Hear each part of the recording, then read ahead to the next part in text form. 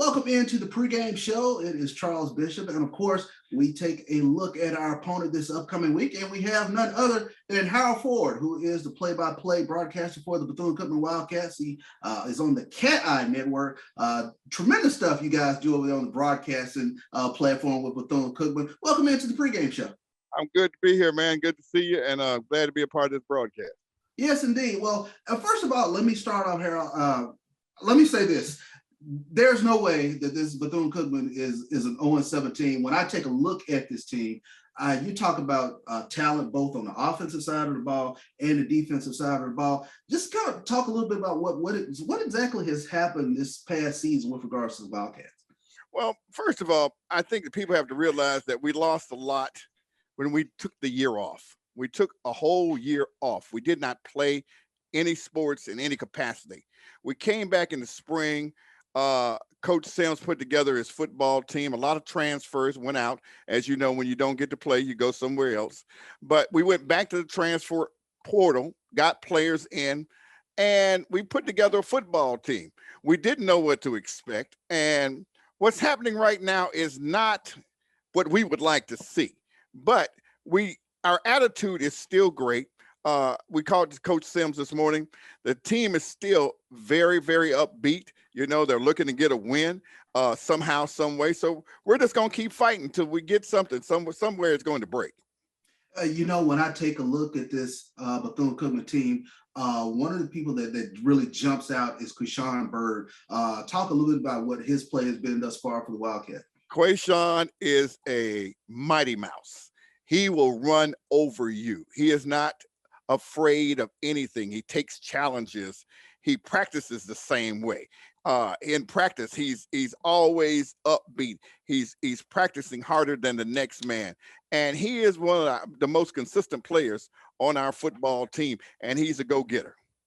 No doubt about it. When I take a look continue taking a look at the offensive side of the ball, another standout performer is Kamari Everett. He's number 2 in the SWAC in receiving. He's a matchup issue. He's a beast. That's all I can tell you. Even in practice, he's a man among boys. That's how real he is. He can play any position. We were talking this morning. Coach Sims says he's even asked to play a defensive end. Kamari, his attitude is great. He's a transfer from Louisville, and he is a simply marvelous player. He's one of the few that I can tell you might play on Sunday because he's a big tight end. He can catch anything that you throw to him. And he is just a great player for our team. And a lot of times people think that Kamari has an attitude because he's always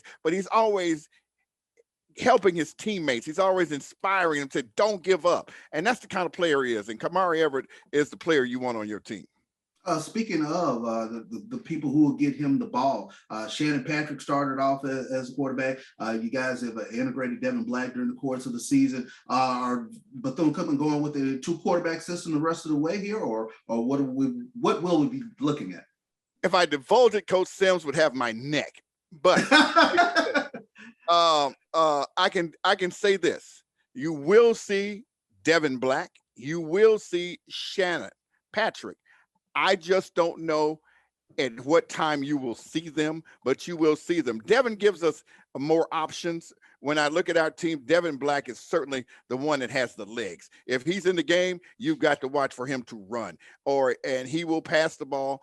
With Shannon, he's going to pass the ball. Shannon has the better arm, but I cannot divulge, as Coach Sims says, don't say that much. So don't say that much, exactly. I can't tell you that much, but you will see both of them. No doubt about it. When we take a look at the defensive side of the ball, a young man from Clarksdale, Mississippi, Ontario Johnson, he goes from sideline to sideline. He has been a tremendous bright spot on that defensive side of the ball for the Wildcats. Number 12 is always on his job. Number 12, you can depend on. He's a leader of the team. He's the leader of the defense. That is his defense. He calls the defensive plays. He is a true leader. The defense follows. How Ontario goes is how we go. And I'll say this about our defense. We have a bunch of other defensive stars on this team. We've made some mistakes this year. We've had some blown coverages, and we've had a bunch of things happen with that defense. But Ontario is our leader on defense. You can count on number 12. You can count on number 12. You also have another standout performer, Keegan Thomas. He has been another individual who has Great. showed up in terms of tackles and things of that nature for the Wildcats. He has showed up every game, and you can count on him. He's the one that's always that you don't hear his name a lot, but he's a great football player, and they as a team they play together. Our defense, we don't have those 5, 6 superstars on defense, but the 2 or 3 that we have, and the unit itself plays together. So we look to play together coming into Jackson State. We know it's going to be tough. We know it. Undoubtedly, and Jackson State knows it's going to be a tough game as well, because normally when a team has their back up against the wall, they come out fighting. Of course, we know very well Coach Terry Sims. He is a tremendous coach, tremendous success over there in the MEAC, but just a hard-nosed football coach. I cannot tell you how much of a hard-nosed football coach he is, but Coach Sims cares about his student athletes. The one thing he will talk about is student athletes all the time, because they're student athletes first. And he always wants his student athletes to get their education. Football is the second part of it. And he's always coaching them up. He's loud. He's not afraid to tell them how he really feels. And the whole team, he never loses his players. In the 7 years I have been here, he's never lost the locker room. They all respect him. Players come back because they like Coach Sims. Aaron, when I take a look at the game last week against Prairie View, that could have been a breakthrough game, but it was a couple of weird bounces in that game. Just kind of talk a little bit about the game last week against Prairie View. You called it just right. Weird bounces, especially the helmet interception. The helmet interception, yeah. The Coach Sims he said when we were talking this morning, he says he had to look at the play. It said it hit our guy's helmet, bounced off, and fell. The defensive player for Prairie View didn't even know he had the ball. And right. The coach for Prairie View told him after the game, he says, you just had to see it, because it happened on their side of the field.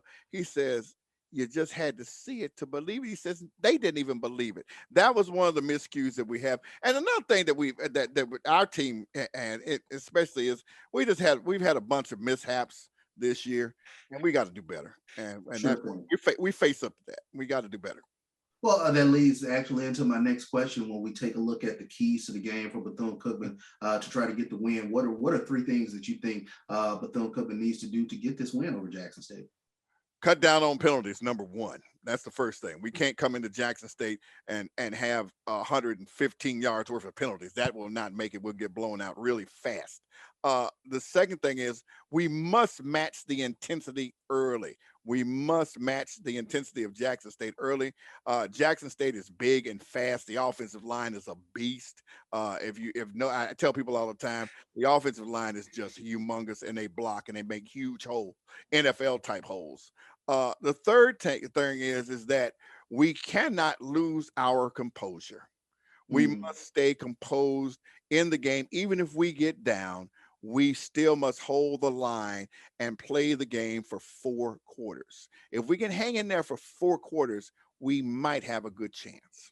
And you mentioned 4 quarters, because one of the things that jumps out for me is Bethune-Cookman in the 4th quarter is about the most scary team in the country, because it seems as though the offense just comes alive in the 4th quarter.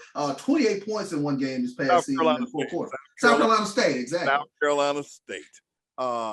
That was a game where we scored a touchdown in the 1st quarter. We didn't score again. South Carolina State had really taken us to the line, and all of a sudden, out of anywhere, we scored 28 straight points.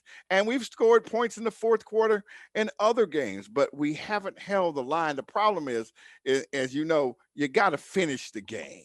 You've got to finish the game, and that's been our biggest stronghold. We have not finished, and that's as Coach Sims always says, moral victories are good, but close only counts in horseshoes, and that's it. That is a great way to end it. I tell you what, Harold, really appreciate you stopping by the pregame show and giving us an overview of this tough Bethune-Cookman Wildcat football team. I appreciate you having me, man. Thank you. Yes, indeed.